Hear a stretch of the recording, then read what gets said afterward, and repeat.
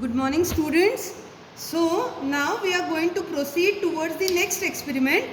This experiment is related with passive non-reciprocal devices. We will be verifying the behavior of this device. This is a two-port isolator. See, you can see we have already studied isolator in the theory class. Okay, this is the two-port isolator. See, one port over here and another port is over here. Only two ports are open. Remaining all the part of this structure is closed. So this is called as a simple two-port isolator. Okay, inside this you can see here that there is a ferrite material. Okay, inside this there is a ferrite material. So this device obeys Faraday's law of rotation. Now we have to test the behavior of this device. So let us start how to test the behavior of the device. As you know, this is our microwave test bench working in the X band, right? With the klystron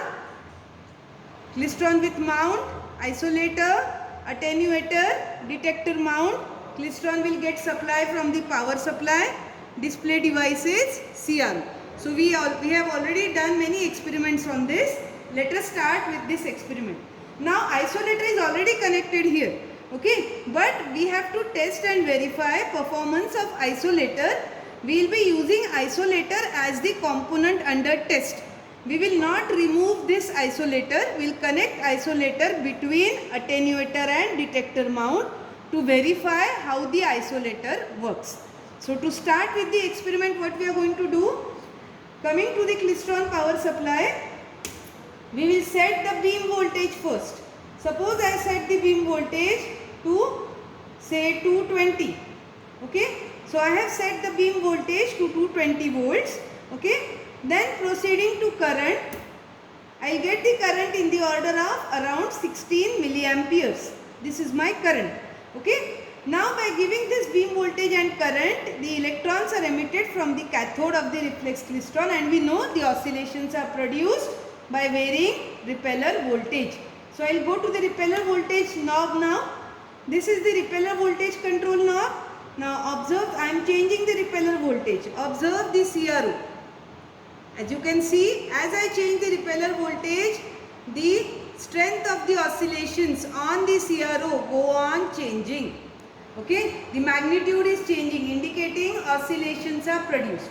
Now how are we going to do the experiment? Let us select any random value of repeller voltage. So coming to the klystron power supply, let me select any random value of repeller voltage.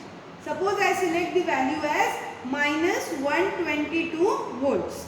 Under this value of repeller voltage, I will observe the reading on the CRO.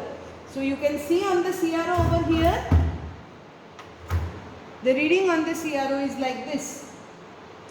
Okay, so you can see over here it is around 4.4 into 20 millivolts.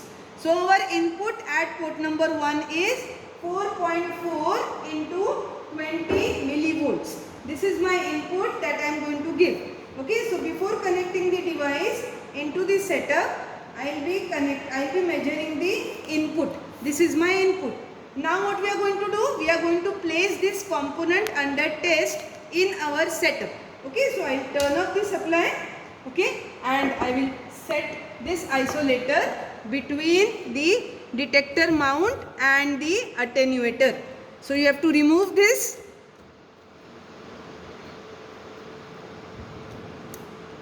Isolator, as we know, is a passive non-reciprocal device. Okay, so we are just verifying the performance of the isolator. Isolator is going to obey Faraday's law of rotation. Now I don't know which is port 1, which is port 2. So at random I will place any port, okay, towards the klystron. If I get the same output, that means that particular port was port number 1. So let me put this. Suppose I connect the port like this. I put the device like this. I will place this. Okay, I am placing this like this. This isolator is placed in this manner. Okay, I will turn on the supply.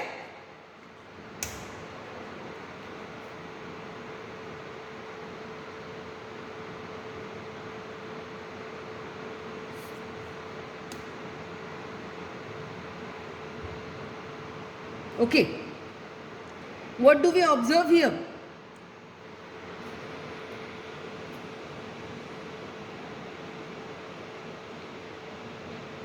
Okay, how much power do we get here? As you can see,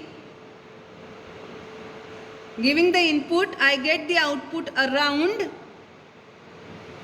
2.2 around 2.2 into 20 millivolts.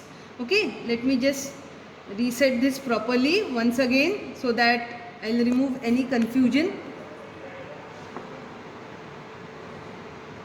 No, that is the maximum one. Okay, 2.2 into 20 millivolts. Okay, so I got the output as 2.2 into 20 millivolts when I place the device in this manner. Okay, now I change the direction of the port.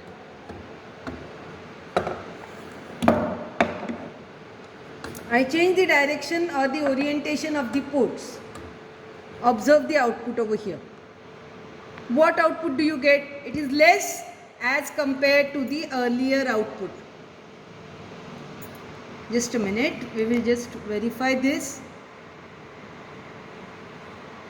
So you can see it has reduced a lot. Less than 1, around 0.8 into 20 millivolts. Okay, so from this what we come to know that when we give input, okay, so now we will go and proceed with the observation table.